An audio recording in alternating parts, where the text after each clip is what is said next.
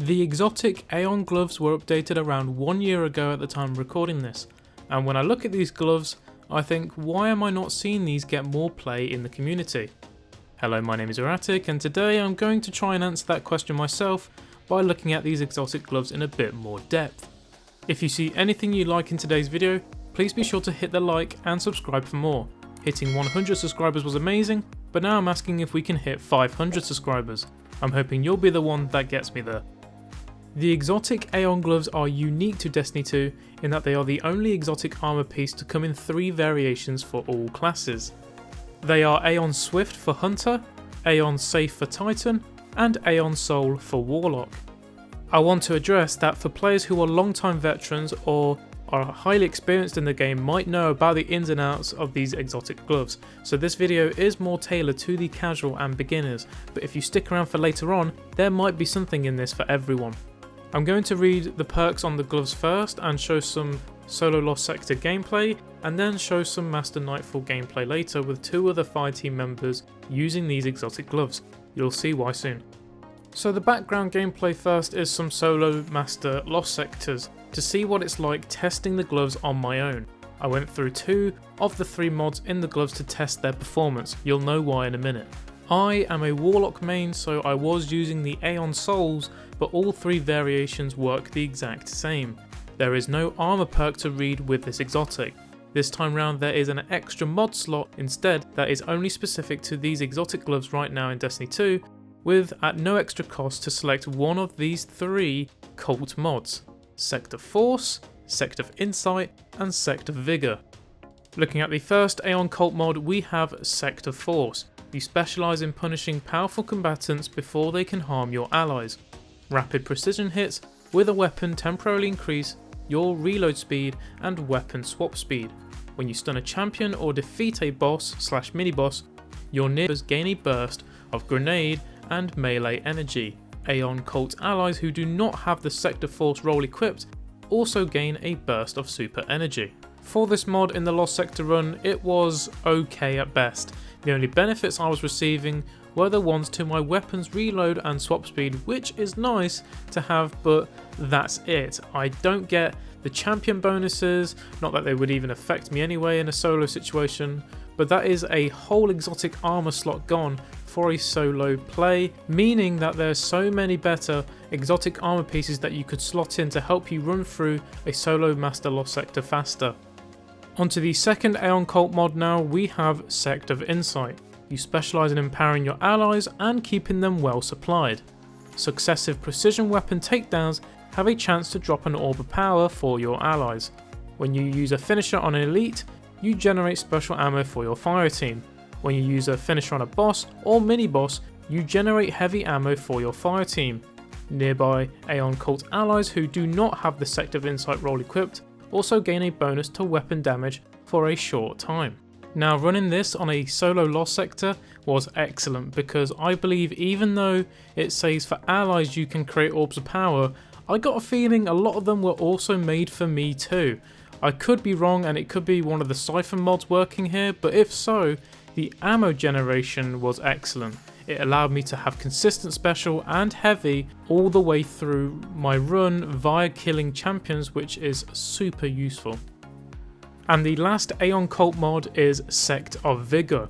You specialise in keeping your allies in the fight. Gain class ability energy as your allies die. Gain full class ability energy when you resurrect an ally. When you cast your super, nearby allies gain an instant burst of healing.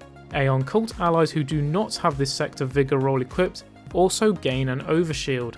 I didn't test this out because I don't think there is any solo benefits to this mod, unless if you revive yourself after you die and give yourself full class ability energy because you're technically resurrecting yourself, but I didn't test whether that was true or false. So moving on now to the Master Nightfall for the week, Birthplace of the Vile. This is where I now asked my mates kindly enough who agreed to test with me the Aeons to their max potential. So to break it down, we had one of each class on the fire team running the Aeon Swift, Safes and Soul with each of the different Aeon cult mods equipped.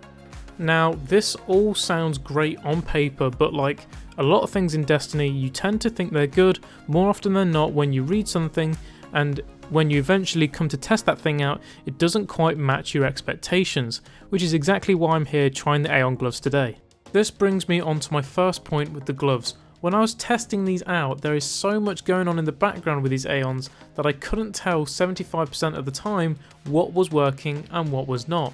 The problem was that with our armor stats, subclasses and mods are all intertwining with the Aeons still, meaning it was hard to tell, for example, if people were getting ability energy back and surges of super back and things like healing yourself, because you already had a build on top of the Aeons, presumably with the mods going on in your other pieces of armor, if that makes any sense.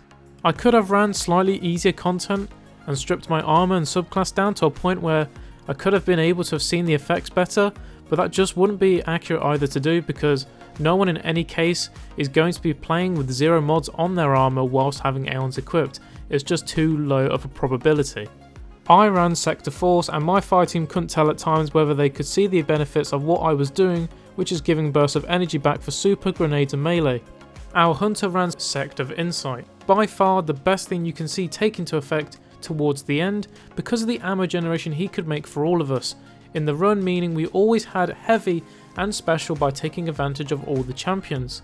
Finally, the Titan ran the Vigor, which was probably the worst thing to see take into action because it relies on consistent deaths in the team, which is something you really don't want to have to rely on, which only awards class ability energy. The fire team does get an overshield when the Titan does activate the super, but I didn't really pay attention enough to see when that was happening. So in summary, are these exotic Aeon gloves good or are they bad? In my opinion, if you are running this as a team with each cult mod like we did, I don't think it's worth it because it requires you to swap out a whole exotic armor piece to accommodate for those specific fighting benefits which really don't need to be taken advantage of because there are other exotic pieces that can do the similar job, if not better. Does that make this combination bad? Absolutely not. You can see we are running through this Nightfall just fine and does provide in the background nice utility, especially with the Sector of Insight providing ammo. The problem here is that there has been a surge of power creep over the course of a couple years, which I believe many players might agree with me on in Destiny 2. Because of the rise in usage of mods in armor, our subclasses are all slowly getting reworks to be stronger, weapons are being more optimized for specific content, and our armor stats crossing with exotics playing a big part in your build being more important. One thing to take away from this is that you should always have a good set of Aeons on hold on your character, because for even the most difficult content in the game, being Grandmaster Nightfalls, Master Raids, or even Day 1 raids, Sector of Insight is a great bit of kit to have for generating ammo for your fire team. It was honestly one of the biggest reasons my fire team were able to get the Day 1 vow completion. Oh, and I wanted to mention arguably the most important thing about these exotic gloves is that depending what mod you have on, changes the lights on the gloves. So if you're running Sector Force, you'll end up getting red lights on the gauntlets. If you're running Sector of Insight, you'll get blue lights on the gauntlets. And if you're running Sector Vigor, you'll get green lights on the gauntlets. And that is it for today's video. I'm going to leave the remaining footage for the completion of the Nightfall to show how the Aeons performed from start to finish. And let me know what you all think in the comments down below, and I'll see you all in the next one.